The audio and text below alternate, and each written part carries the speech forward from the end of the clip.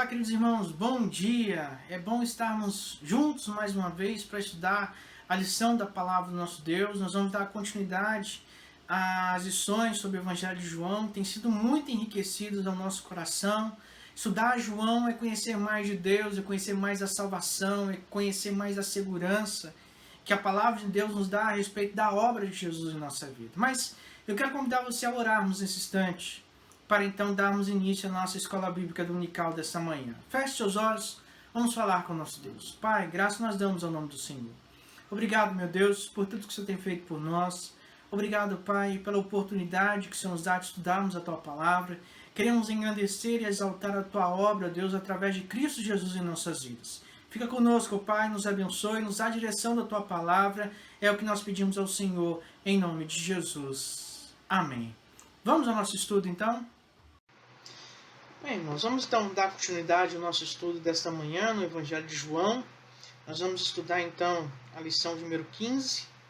Nós vamos tratar a respeito do capítulo 17 de João. O tema da nossa lição nessa manhã é oração e unidade. O versículo-chave é João 17, 24. Pai, a minha vontade é que onde eu estou também esteja comigo o que me destes, para que vejam a minha glória que me conferiste, porque me amaste antes da fundação do mundo. O alvo da nossa lição é que uma vez que você estude sobre ela, você possa desenvolver mais o seu conhecimento sobre oração a partir do modelo da oração de Jesus. Os objetivos da nossa lição nessa manhã, primeiro é que você venha reconhecer a importância que se deve dar à oração, né?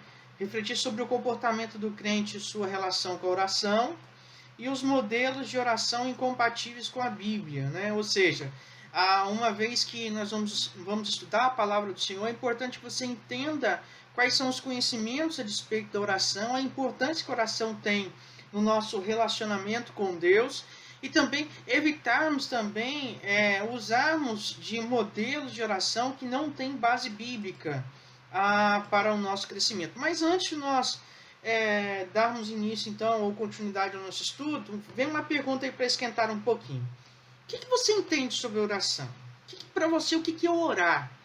Qual a importância que a oração tem para a sua vida? Quando você ora em que objetivo? Qual é a qualidade que você dá para a sua oração? Será que realmente, nesse tempo que nós estamos vivendo aí de quarentena, você tem tirado tempo de qualidade para orar com o Senhor? Ou você tem gastado o seu tempo com outras coisas que não trazem edificação para a sua vida espiritual? Eu gostaria muito de ouvir a sua pergunta, a sua resposta para essa pergunta, e gostaria que vocês participassem então da nossa aula, mandando aí para nós aí a sua resposta para essa questão. Mas vamos lá então. Alguns costumam dizer que a melhor maneira de nós aprendermos a orar é orando, e de verdade, a prática de oração leva a uma maturação, ou seja, leva a um amadurecimento em relação àquele que ora. Mas o mais correto que nós vamos ver hoje em nossa lição é que a melhor maneira de nós aprendermos a orar é lendo a Bíblia. Na Bíblia nós vamos encontrar inúmeros modelos de orações, inúmeras pessoas que oraram ao Senhor, inúmeras orações piedosas, e o certo é que muitas das vezes, como a própria palavra do Senhor nos fala em Romanos 8, 26, nós não oramos perfeitamente por causa da nossa natureza pecaminosa. Nós não sabemos orar como convém, por isso que o Espírito Santo ele nos auxilia, nos fortalece, intercede por nós. Mas podemos olhar para Jesus e a partir da vida de oração que Jesus desenvolveu no seu ministério terreno, nós podemos aprender a orar melhor. Nós podemos melhorar a qualidade da nossa oração, nós podemos melhorar a nossa vida de oração a partir daquilo que Jesus fez durante o seu ministério. Então, todo o capítulo 17 do Evangelho de João é uma oração de Jesus. Nós vamos ver que o conteúdo dessa oração demonstra 3 aspectos distintos. Primeiro, Jesus ora por si mesmo, né? É o que nós chamamos de doxologia. Os versos de 1 a 5 que nós vamos ver daqui a pouco o que significa isso. Jesus orou pelos seus discípulos, ou seja, ele intercedeu pelos seus discípulos, versos 6 a 19. Depois Jesus orou por sua igreja, ou seja, ele usou da súplica, versos de 20 a 26. Aí, o autor cita para a gente que uma das fontes que ele utilizou aí para a elaboração da nossa lição nessa manhã foi um artigo escrito pelo Hernandes Dias Lopes, que está publicado nesse endereço. Depois, no final da aula, eu vou publicar lá o link para os irmãos, para que os irmãos possam ler na íntegra. Então, o artigo que ele escreve sobre a oração do Deus Filho ao Deus Pai. Mas vamos lá, então, tratar especificamente da nossa lição. Então, Jesus orou por si mesmo. A parte inicial desse texto é uma doxologia, ou seja, antes mesmo de começar a orar, o texto indica a reverência de Jesus ao olhar para o céu. Na cultura judaica antiga, era comum olhar para o alto com as mãos levantadas enquanto orava. Hoje é mais habitual fechar os olhos e curvar a cabeça ou dobrar os joelhos. No meio mais ortodoxo judaico ainda era comum se movimentar, elevando-se, reclinando o corpo e a cabeça enquanto orar. A razão para isso era se manter curvado diante de Deus e ao mesmo tempo que o constante movimento se mantém acordado ou atento. Todas essas formas têm significados e são importantes e devem ser usadas por nós. Ou seja, a maneira como Jesus inicia a sua oração, ele inicia com um cântico de adoração a Deus, ou seja, ele inicia com uma exaltação ao Senhor, e a forma então dele olhar para os céus, isso significa reverência. Era a maneira dele orar ao Senhor. É certo que cada um tem a sua maneira, né? Hoje é mais comum, como foi colocado na nossa lição, que as pessoas hoje curvam suas frontes, né? Ou dobram seus joelhos e fecham seus olhos. Mas nós precisamos observar, de fato, a maneira pela qual nós devemos nos aproximar de Deus através da oração. A oração de Jesus começa com o que chamamos de doxologia, ou seja, é uma parte destinada a louvar e glorificar a Deus. Ela normalmente é composta de palavras que compõem certo ritmo a fim de dar forma poética e sonora ao louvor falado. A doxologia não é um aspecto apenas da oração. Ela deve estar presente como parte da liturgia em um culto de adoração ao Senhor.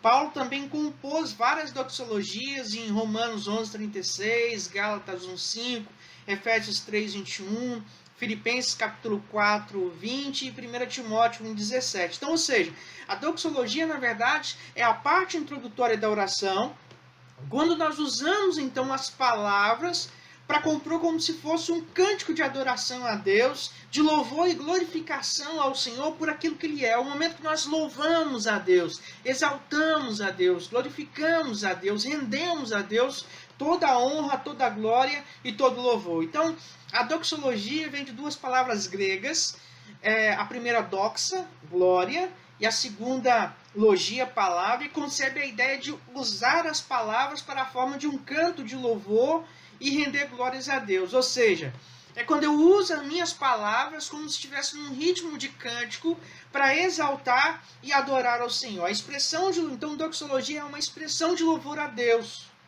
No Novo Testamento emprega-se bendito e glória para adorar e bendizer ao Senhor. Então Jesus inicia a sua oração dessa maneira. E se você olhar aí o versículo 1 de João, capítulo 17, você vai ver com mais clareza isso que nós estamos tratando aqui. Abra sua Bíblia em João 17 e nós vamos aí acompanhando o texto à medida que nós vamos avançando então. E aí o versículo 1 diz: depois disso, Jesus olhou para o céu e orou. Ou seja, esse ato de olhar para o céu e orar, justamente é a doxologia. Pai, chegou a hora, glorifica o teu filho para que o teu filho te glorifique. Ou seja, é aquele momento que ele então está adorando ao Senhor, bendizendo ao Senhor, engrandecendo ao Senhor, então, dessa maneira. Na sequência do verso 1, quando ele continua dizendo: Pai, é chegada a hora, glorifica o teu filho para que o teu filho glorifique a ti. Em outras ocasiões, os irmãos vão se recordar que Cristo ainda havia entendido que a sua hora não havia chegado.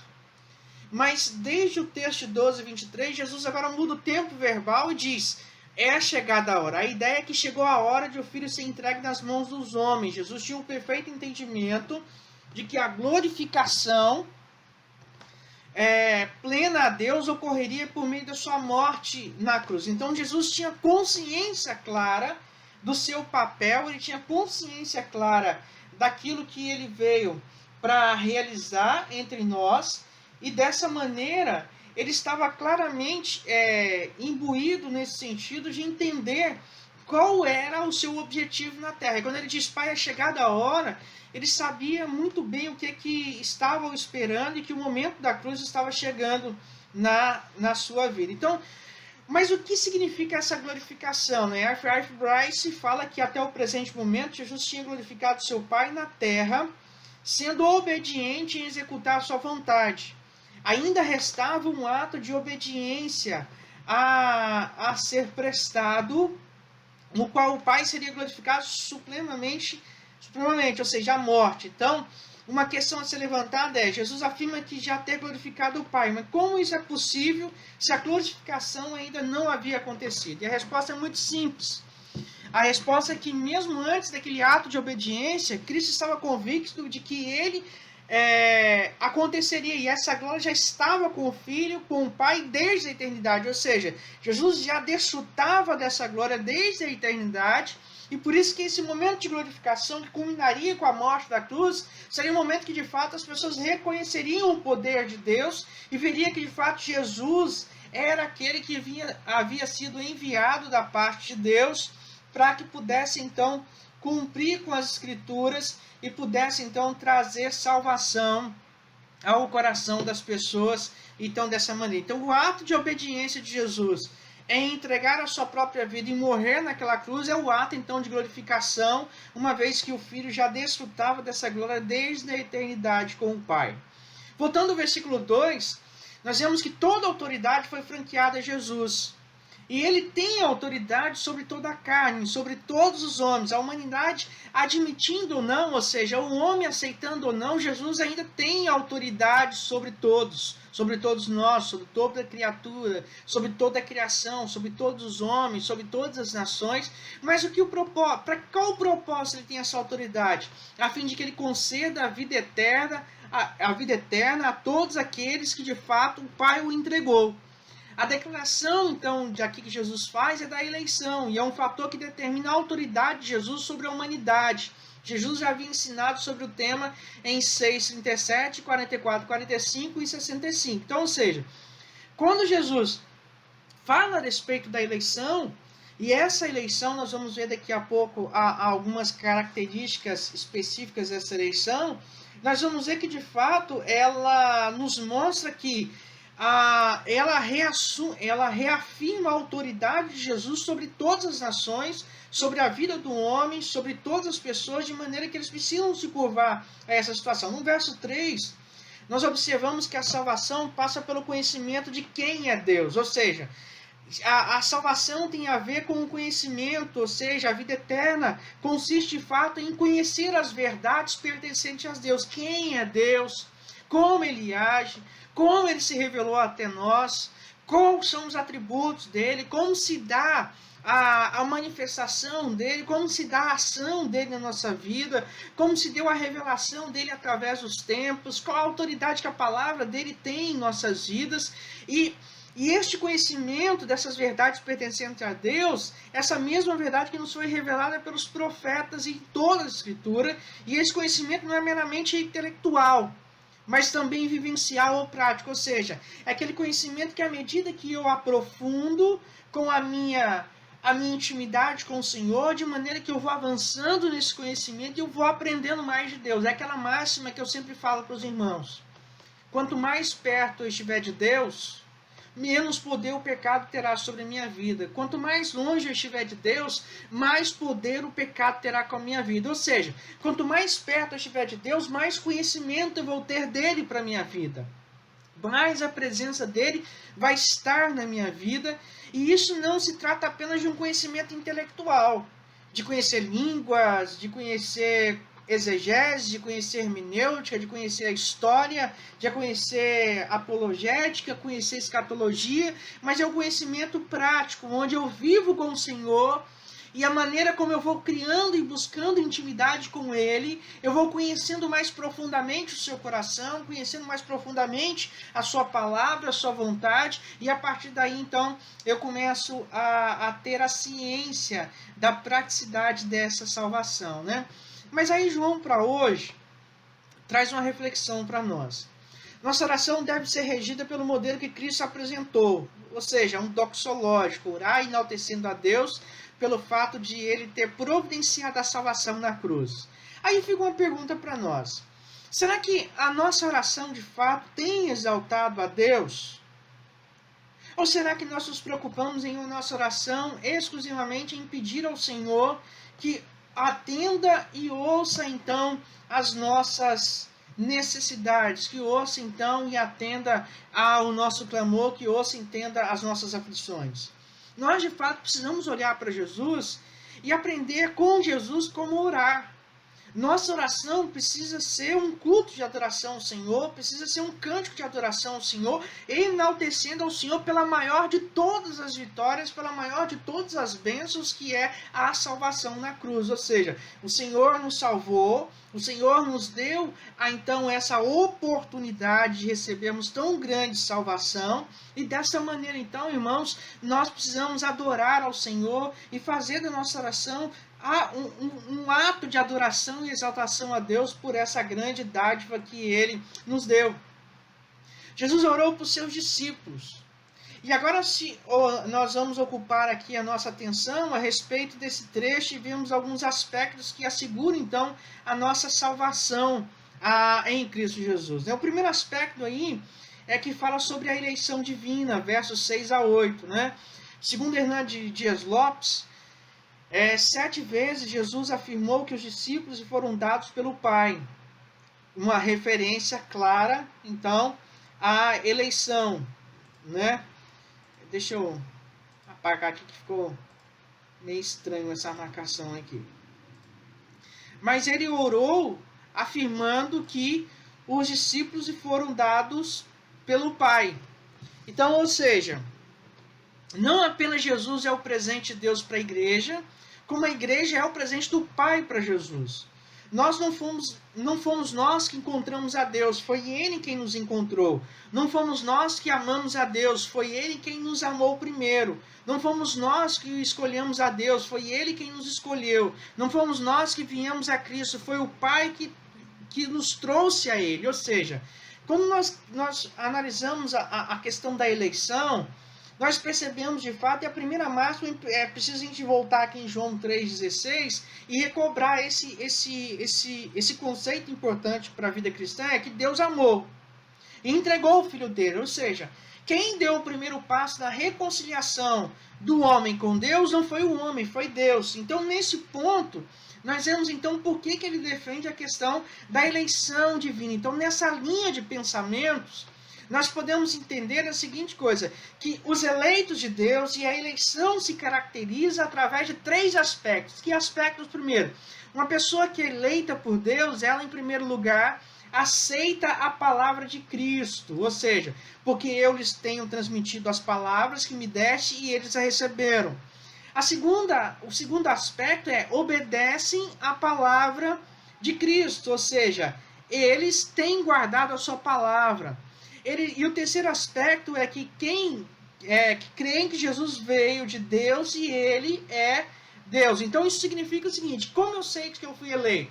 Primeiro, eu aceito a palavra de Deus. Só o Novo Testamento? Não. Toda a palavra de Deus. E o que é a palavra de Deus? Tanto o Velho Testamento quanto o Novo Testamento, que nós temos hoje na mão, que chamamos de Escrituras, a Bíblia. Segundo, nós obedecemos a palavra de Deus. Só aquilo que me agrada? Não. Toda a palavra de Deus nós obedecemos, todos os critérios de Deus, inclusive aqueles que eu tenho dificuldade para aceitar. E que muitas das vezes eu não aceito, não é porque eu não concordo. O pecado que abriga em mim, muitas das vezes me leva a questionar uma coisa que está nas Escrituras, porque ainda reside a questão do velho homem. E creio que Jesus é Deus e Ele foi enviado da parte de Deus. Então eles reconhecem que todas as coisas que me tens dado provém de ti. Então, ou seja, a eleição se dá em aceitar obedecer e reconhecer a Jesus como Deus e como enviado da parte de Deus, ou seja, como nosso único, suficiente e verdadeiro Salvador. Mas aí João para hoje traz a reflexão para nós. A segurança da nossa salvação está fundamentada no caráter de Deus e na obra perfeita de Cristo em nós. É Ele quem nos guarda, é Ele quem nos livra, é Ele quem nos salva, nos conduz e nos leva para o céu. Então, ou seja, hoje nós não estamos mais debaixo daquela obrigatoriedade de sacrificar, como era no tempo em que as pessoas ainda, Cristo não havia vindo, eles não haviam recebido o Messias, mas a obra de Jesus ela é perfeita. E de maneira que hoje nós defendemos que a salvação ela é pela fé, pela graça e pela palavra de Deus, ou seja, só pela fé, só pela graça e só pelas Escrituras. E dessa maneira nós entendemos que o sacrifício de Deus ele é perfeito através da obra de Cristo, e nesse sentido a nossa salvação depende exclusivamente do Senhor.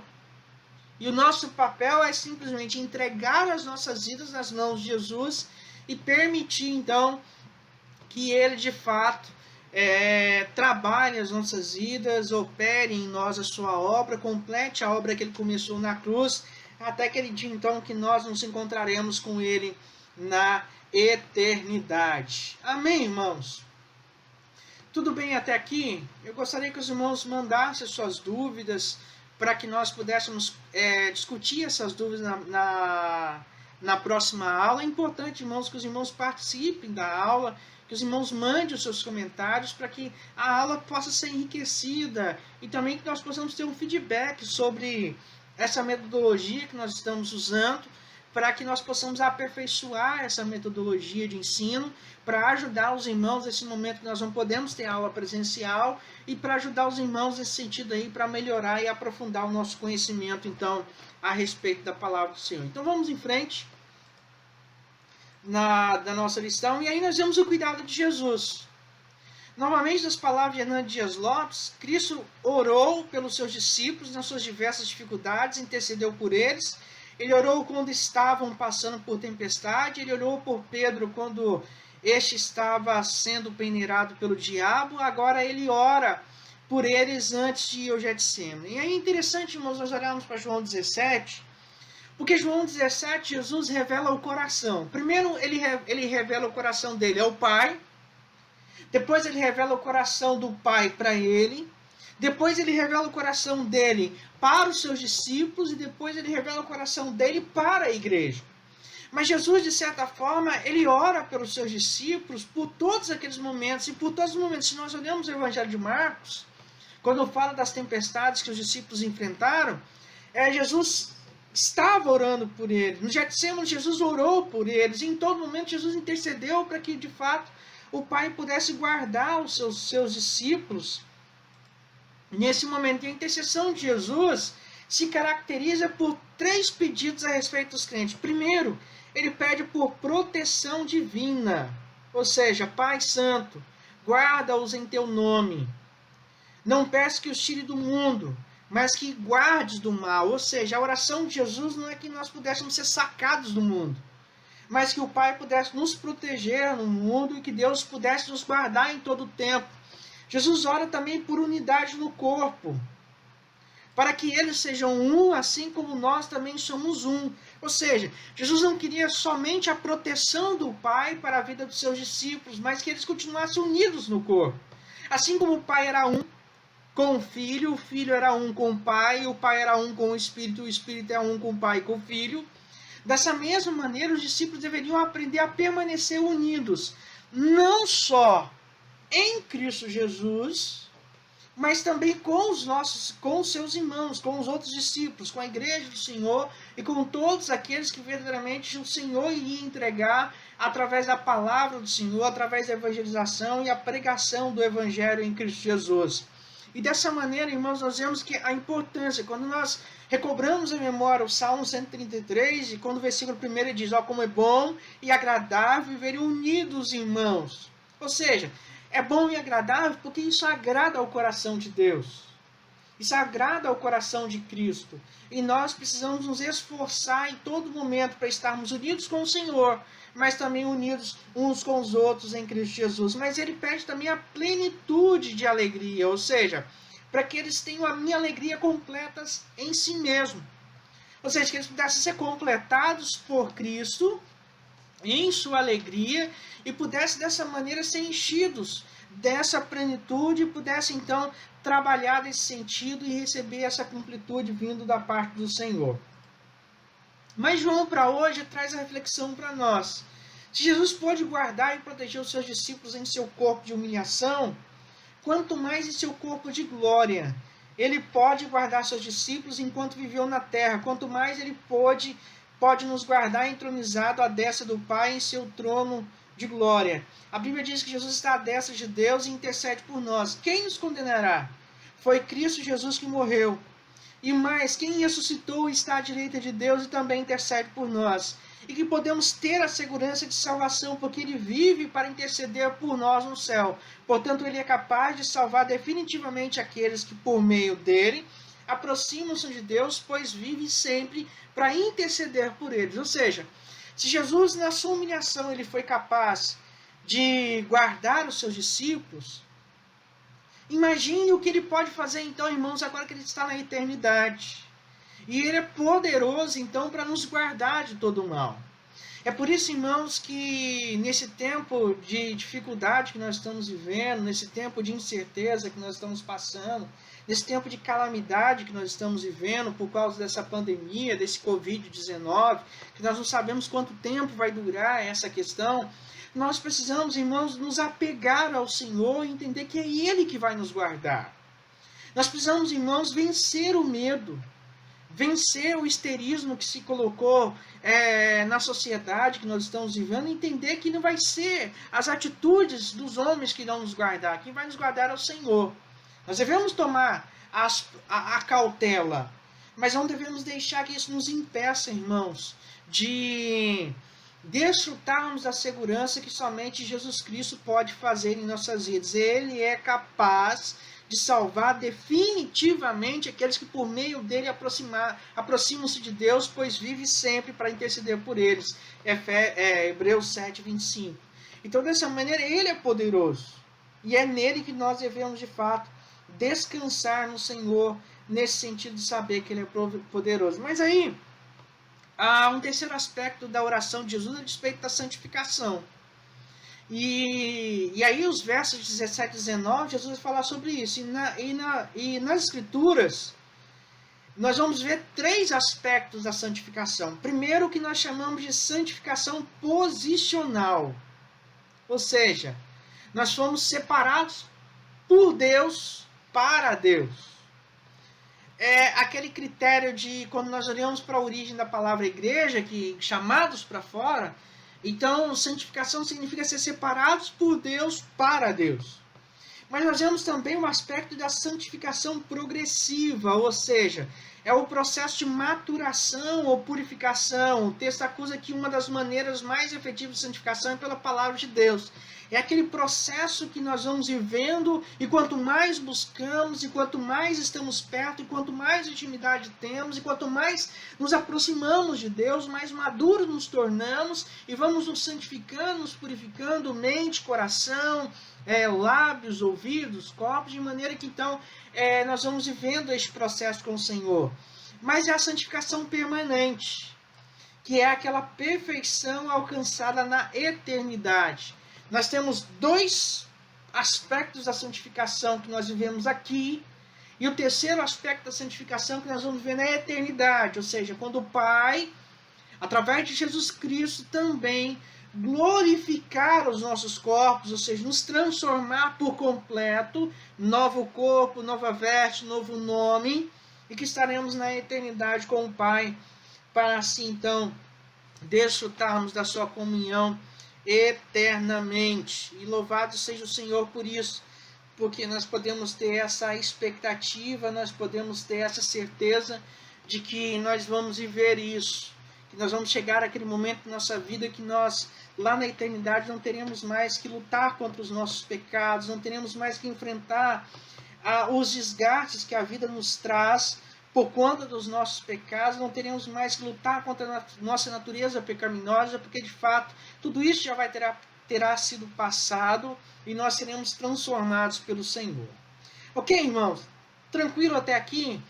Se os irmãos tiverem dúvida, mandem para nós, que na próxima aula aí nós vamos então tirar um momento para falar das dúvidas. Então, na oração de Jesus, ele declara de forma franca e objetiva: santifica-os na verdade, a tua palavra é a verdade, para que eles também sejam santificados na verdade. Então, nós vemos aí, irmãos, a importância de fato da que a palavra de Deus tem para nós. O versículo 17 nos fala justamente sobre isso: santifica-os na verdade, a tua palavra é a verdade. E aí o versículo 19 diz: em favor deles eu me santifico, para que também eles sejam santificados pela verdade. Então nós vemos aí, irmãos, a importância que a palavra de Deus tem nas nossas vidas, e por isso que nós precisamos romper com tudo aquilo que nos afasta da palavra de Deus e buscarmos então discernimento e disciplina para lermos e estudarmos a palavra do Senhor em todo o tempo, né? Um escritor chamado Champlin fala a respeito da salvação, e ele diz que a santificação refere-se ao processo que leva o crente a tornar-se uma pessoa dedicada, santa. O alvo final é a perfeita concretização dessa santidade no indivíduo, de modo que a própria santidade de Deus Pai seja plenamente absorvida nele. A santificação tem um aspecto passado, obtido da conversão. Há também um aspecto presente, que vai sendo paulatinamente plantado pela ação e o poder do Espírito Santo. E há também um aspecto futuro da santificação, quando todo o requisito de pecado será tirado e o homem tornar-se-á perfeito na bondade, na justiça e no amor. Esse é o alvo na direção do qual estamos sendo levados pela santificação. Ou seja, essa santificação é um processo que vai acontecendo nesse aspecto passado, quando nós nos convertemos, nesse aspecto presente, enquanto o Espírito Santo ele intercede por nós, nos auxilia e nos ajuda a entender a verdade da palavra do Senhor, a nos aproximar da presença do Senhor, e mais do que isso, nos ajuda também a abandonar aquilo que não agrada ao Senhor, nos guiando para o alvo de que naquele dia, quando entrarmos na eternidade, nós seremos então transformados a respeito da perfeita bondade, justiça e o amor de Cristo Jesus, onde nós não teremos mais que lutar contra as nossas imperfeições. E aí nós temos João para hoje, que nos fala que de uma forma ou de outra, sabemos que todos os aspectos da nossa santificação vêm de Deus, mas isso não exclui a nossa responsabilidade. Sejamos santos como Cristo foi santo. Ou seja, muitas pessoas se escondem atrás da responsabilidade de dizer assim: não, a santidade vem de Deus, e por isso elas não lutam, não lutam para abandonar o seu pecado, elas não lutam para mudar as suas vidas, elas não lutam para fazer aquilo que agrada ao Senhor. Mas o fato de a santificação partir de um aspecto de Deus, da operação de Deus, de Cristo Jesus, do Espírito Santo na nossa vida, não exime a nossa responsabilidade de buscarmos a santidade. Eu acho que o melhor exemplo que nós podemos dar para a santidade é olhar para a santidade e entender que a santidade é uma escada, que a cada dia eu vou subindo um degrau nessa santidade, até de fato eu chegar então aonde? Eu chegar na eternidade. Então, a santidade para mim, ela é o quê? A santidade, ela é uma busca constante na minha vida, ou seja, é uma escada que eu vou subindo, e o alvo dessa escada, no caso, é o céu. E a cada dia eu vou subindo, um passo de cada vez na minha vida, até que de fato eu possa chegar lá na eternidade. E o que vai me ajudar nessa caminhada? O Espírito Santo do Senhor e também a palavra de Deus, a Bíblia. Ou seja, através do Espírito Santo, da meditação na palavra, eu vou diariamente dando um degrau, subindo um degrau de cada vez na minha vida, até que de fato eu alcance então a eternidade e a perfeição, e por isso eu tenho essa responsabilidade diária de buscar a santidade no Senhor e não permitir que o pecado continue abundando e de fato então reinando sobre a minha vida e me impedindo então de ter comunhão com o nosso Deus. Mas aí o Senhor Jesus orou por ele, orou por seus discípulos, e o Senhor Jesus ora pela sua igreja. E aí o versículo 20, na verdade, é uma transição da oração de Jesus. Antes ele orou pelos 11, depois ora por toda a igreja. Dos versos seguintes, por 3 vezes lemos a repetição. A fim de que todos sejamos um, versículo 21, para que sejamos um, versículo 22, a fim de que sejamos aperfeiçoados na unidade, versículo 23. Então, Jesus ele está orando e pedindo ao Pai agora que o Pai pudesse guardar também, não só a igreja naquele tempo, não só a igreja naqueles dias, mas que também o Senhor pudesse guardar todos aqueles que de fato seriam alcançados pelo Evangelho, que seriam alcançados pela palavra de Deus, que seriam alcançados de fato pela verdade do Senhor. E dessa maneira nós percebemos que o grande propósito do Pai, de Jesus ao orar ao Pai, é que de verdade eles pudessem se tornar um. É por isso que o propósito que nós devemos olhar para a igreja é lembrar que somos um só corpo, um só Senhor, um só Espírito e um só batismo. Lá no céu não vai ter, irmãos, um canto para a Assembleia, um canto para os presbiterianos, um canto para os batistas, um canto para os metodistas. Não, lá é o lugar da igreja do Senhor. Aqui na Terra, muitas vezes nós estamos separados por alguns pontos de teologia, algumas questões que nós divergimos a despeito de alguns pontos teológicos, mas nós somos uma só igreja, nós somos um só povo e um só Senhor. E eu entendo com isso que eu não estou defendendo aqui o ecumenismo, né? O ecumenismo acaba levando ao sincretismo. O ecumenismo significa partilhar de um mesmo pensamento, de uma mesma sentido, de culto, onde todas as religiões, independente das suas confissões, se reúnem para adorar. E acaba levando ao sincretismo religioso, ou seja, onde o evangelho acaba se misturando com o bandismo e com outras coisas aí que nós sabemos que não provém da verdade do Senhor e nem da palavra do Senhor. Não é isso que eu estou dizendo. Mas o sentido de ser igreja é no sentido de que nós somos um só corpo, um só Senhor. E por isso que Jesus ora, a fim de que todos sejamos um, para que sejamos um, a fim de que sejamos aperfeiçoados na unidade. Que unidade é essa? A unidade do corpo, ou seja, Cristo é o cabeça da igreja, nós somos o corpo. Cada um tem um aspecto dentro desse corpo, cada um tem um propósito desse corpo, cada um tem um papel a desempenhar dentro desse corpo. Estamos todos unidos debaixo dessa cabeça que é Cristo Jesus. A unidade pela qual Jesus orou se trata da participação dos crentes no corpo de Cristo. Mas o que poderia fazer com que nós também fôssemos unidos? Segundo o próprio João, somente pelo Espírito Santo do Senhor. Ou seja, é o Espírito Santo que vai nos ajudar a desenvolver essa unidade, essa comunhão no Senhor, de maneira que nós venhamos viver, então, de fato, debaixo de tudo aquilo que o Senhor Jesus, então, orou e buscou pela vida da igreja, né? Mas antes, um pouco, o apóstolo João já havia declarado o propósito de unidade na obra de Cristo, João 11:52. A unidade aqui significa tão somente a reunião dos santos num só corpo. A declaração de João deixou clara a unidade do Filho e do Pai. Ou seja, é a reunião da igreja do Senhor em um só corpo. É a reunião dos salvos e eleitos em Cristo Jesus em um só corpo. É a união de todos aqueles que foram chamados pelo Pai para estar junto dele no Filho, através da obra do Filho, através do Espírito Santo, formando um só corpo, cuja cabeça é o próprio Filho. Mas Jesus, então, mostra para nós que a unidade é declarada em amor, é interna, mas se manifesta de forma externa. Jesus havia dito como seus discípulos seriam reconhecidos no reino terreno. A manifestação pública do amor propicia o evangelismo efetivo. O mundo que até então não lhes dava crédito poderia perceber Cristo por meio do amor. Agora é importante nós entendermos o seguinte, que amar não significa aceitar erros ou pecados. Deus nos amou. E por isso entregou o Filho dele para morrer por nós na cruz do Calvário. Jesus morreu por causa do nosso pecado. Isso significa que o amor não coincide com o pecado. O amor não coincide com o erro. Ele nos amou, mas é necessário que, para que participemos desse amor, nós abandonemos, então, de fato, tudo aquilo que causou a morte de Jesus.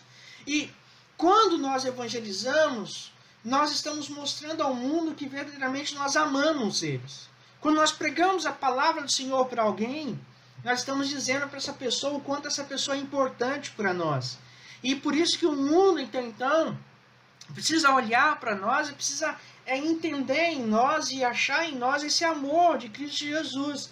Mas não um amor coercitivo, ou seja, aquele amor aceptivo que aceita todos os erros e passa a mão em cima, mas um amor que corrige, um amor que fortalece, um amor que ajuda, um amor que direciona, um amor que dá compreensão, um amor que mostra a verdade, um amor que mostra o caminho que nós devemos prosseguir.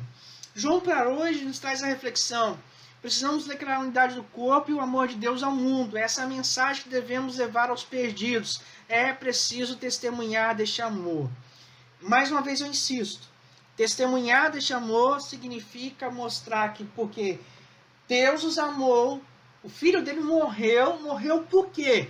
Porque havia necessidade da remissão de pecados, havia necessidade que fosse tirado os pecados, havia necessidade que fosse paga uma dívida, e nós precisamos testemunhar deste amor que levou o próprio Pai a abrir mão do seu Filho para morrer por nós na cruz, no Calvário. Mas aí o versículo 24 nos fala: Pai, a minha vontade é que, onde eu estou, também estejam comigo os que me deste, para que vejam a minha glória, que me conferiste, porque me amaste antes da fundação do mundo. No verso 5, Jesus orou para que seja reintegrado a glória ao lado do Pai. Antes do universo existir, Jesus já usufruía na eternidade dessa glória. Ele sempre desfrutou da presença do Pai e do Espírito em perfeita unidade. Mas agora ele orou para que nós pudéssemos gozar dessa glória plena. Os discípulos já haviam experimentado um pouco dessa glória em Cristo, mas chegaria o dia em que desfrutariam de algo que não cabia na mente deles. Assim também ocorrerá conosco. Ou seja, Jesus está pedindo aqui, nos guardando e, na verdade, nos dando a garantia da salvação e nos mostrando, de fato, que uma vez que nós nos entregamos a Ele, nós um dia nos encontraremos com Ele na eternidade. Por isso que nós podemos ter certeza da salvação. É por isso que nós entendemos à luz das Escrituras que a salvação não pode ser perdida, como alguns defendem. E aí é interessante que certa vez perguntaram para Charles Edwin Spurgeon a seguinte coisa: Spurgeon, a salvação pode ser perdida? E ele respondeu: depende de quem te salvou. Se você foi salvo em Cristo Jesus, eu digo, a salvação não pode ser perdida. Agora, se você foi salvo no homem, eu digo, a salvação pode ser perdida. Então, ou seja, as pessoas podem até em algum momento passar por algum momento de fragilidade espiritual. Mas uma vez que eu sou salvo, eu não perco a minha salvação. E uma vez que eu sou salvo, eu não abandono essa salvação por causa do mundo. Por mais que eu me sinta fraco, desanimado, eu nunca abandonarei essa salvação por causa do mundo. Dessa feita, então, irmãos, nós chegamos aí na conclusão da nossa lição e nós vemos que a importância de nós pensarmos um pouquinho sobre a oração, a importância de a nossa oração ser um ato de exaltação, de louvor ao nosso Deus. E é interessante que nós precisamos pensar sobre a maneira como Jesus sintetizou nessas curtas palavras tudo o que disse anteriormente e fazer um autoexame da maneira como nós oramos ao Senhor. Pai justo, o mundo não te conheceu, eu porém te conheci, e também este reconhece que tu me enviaste. Eu fiz conhecer o teu nome e ainda o farei conhecer, a fim de que o amor com que me amaste seja neles e eu neles esteja. Então, o grande desafio da lição para nós essa manhã é nós pensarmos um pouquinho sobre a maneira como nós nos aproximamos de Deus. Será que realmente nós temos usado a nossa oração como um ato de glorificação, de exaltação ao nosso Deus? Será que nós temos usado a nossa oração para glorificar o nome do Senhor? Será que nós temos usado a nossa oração para, de fato, enaltecer o nome do nosso Deus? Que nós possamos, irmãos, à luz do exemplo de Jesus, que nós possamos, então, pensar um pouquinho sobre a oração, pensar um pouquinho sobre a nossa vida de comunhão com o Senhor, pensarmos um pouquinho sobre o grande presente que é a salvação que Ele nos deu, e pensarmos um pouquinho sobre tudo que Jesus fez por nós, para repensarmos as nossas atitudes nesse tempo presente. Mas aí, irmãos, eu queria deixar uma tarefa de casa para os irmãos. Eu queria que você gravasse um vídeo de no máximo 2 minutos, falando sobre as dificuldades em relação aos pontos tratados nessa lição, e fale também quais devem ser as suas atitudes a partir de agora. E eu gostaria que você mandasse no grupo da nossa igreja, para que nós então pudéssemos então discutir um pouquinho lá no grupo sobre essa lição de hoje. Amém? Dúvidas, irmãos? Se tiverem, mande para nós, será um enorme prazer poder responder as suas dúvidas e podemos assim crescer um pouco mais no estudo da nossa palavra. Mas então, vamos então orar nesse instante.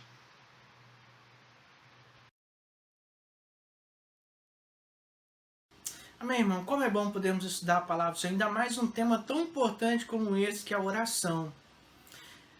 Falar sobre oração enche o nosso coração sobre a presença de Deus e enche o nosso coração de desejo de falar com o nosso Deus. Que Deus te abençoe, querido, que à luz do exemplo de Jesus Cristo, que mesmo ocupado em todo o tempo, nunca deixou de ter relacionamento com o Pai, de buscar intimidade com o Pai, que você também seja levado a ter uma vida de oração. Esse tempo que nós vivemos de quarentena é tempo de nós nos aproximarmos ainda mais do trono de Deus. Que Deus te abençoe, mas vamos orar ao Senhor, vamos agradecer a Deus pelo estudo da palavra dele e assim então encerrarmos a nossa escola bíblica dominical desta manhã com essa oração. Pai, obrigado, meu Deus. Obrigado, Pai, pela tua misericórdia, pelo teu amor. Obrigado, Deus, pelo estudo da tua palavra. Nós vimos essa manhã, Deus, a importância da oração para as nossas vidas, a maneira como Jesus orou por ele, como Jesus enalteceu a tua glória, como Jesus orou pelos seus discípulos, como Jesus orou por nós, a sua igreja, meu Pai. Senhor, desperte os nossos corações para vivermos, ó Deus, uma vida profunda de oração ao Senhor. Senhor, desperte os nossos corações para rompermos, ó Deus, com tudo aquilo que muitas vezes nos impede, ó Deus, de buscarmos uma vida prática com o Senhor. Fica conosco, ó Pai, e nos abençoe, no nome de Jesus. Amém. Amém, querido. Deus te abençoe. Até a próxima aula, se Deus quiser.